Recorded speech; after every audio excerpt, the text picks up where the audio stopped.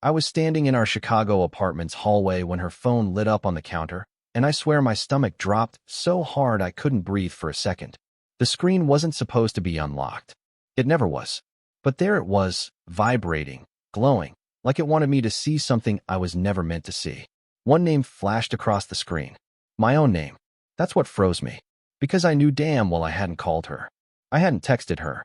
And I sure as hell didn't save any new number under myself. My hand moved before my brain caught up, picking up her phone. And that's when everything I thought I knew about my marriage started cracking right down the middle. Under my name, there was a number I didn't recognize. And it was calling her again. But what I didn't know yet was who was really behind it. Loudspeaker, if you genuinely enjoy our stories, please subscribe to the channel, tell us where you're from, and what time it is right now. It's always fascinating to know how far our story flows. I stared at that screen until it stopped ringing. My wife, Melissa, was in the shower. Steam hissed through the bathroom door like nothing was wrong in our life. But something was. That's when I opened the contact. And I saw it. A second number. Saved under my name. My exact full name. That's when it hit me. This wasn't a mistake. Someone had been using me as a disguise. I didn't confront her right away. I just stood there, phone in hand, feeling my pulse hammer in my ears while the shower kept running like nothing in the world was falling apart. And I needed to know why. So I checked the call logs. Hundreds of messages. Late-night calls. Deleted threads. All between my wife and whoever was hiding behind my identity. Suspicion turned into unease. Unease turned into something heavier. Something sick. Melissa came out of the bathroom, towel wrapped around her like she still had control over everything in that room.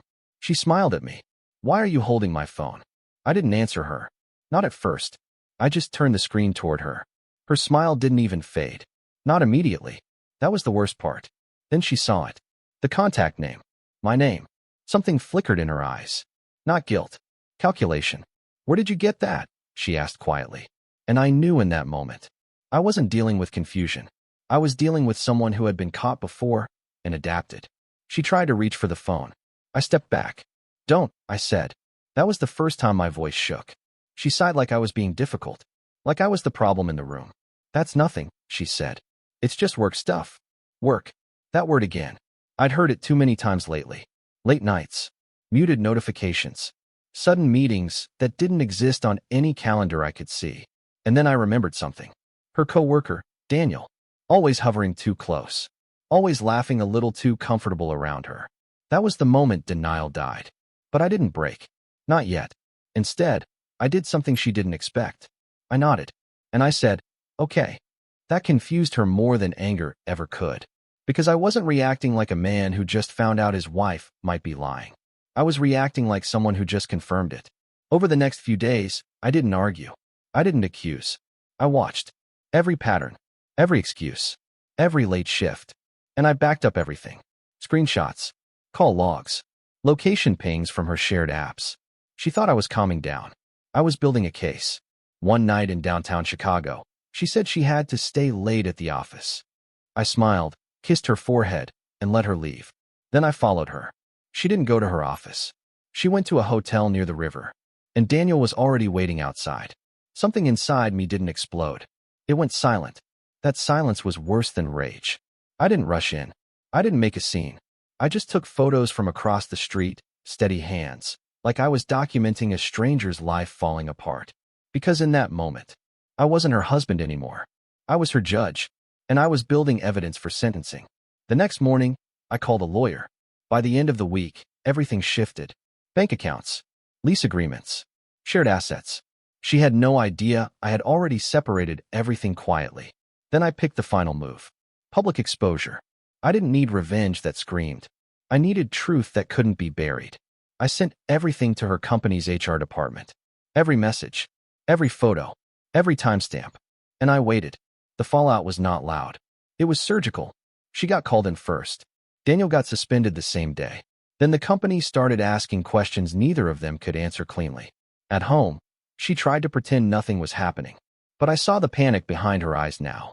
The same eyes that once looked at me with control were now searching for escape routes. "You ruined my life," she finally said one night. I laughed once. No humor in it. "No," I said quietly. "You did that when you saved his number under my name." She froze. Because she realized I knew everything. Not just the affair. The deception. The layering. The arrogance of thinking I would never check. That was the moment she stopped talking. And I stopped feeling anything at all. The divorce papers were served on a Tuesday morning in a quiet lobby in downtown Chicago. No shouting. No drama. Just signatures. And silence. Daniel left the company within a week. She left the apartment within a month. I never asked where she went. I didn't care. Months later, I was still in the same city, same streets, same life, but lighter in a way I didn't understand until it was over.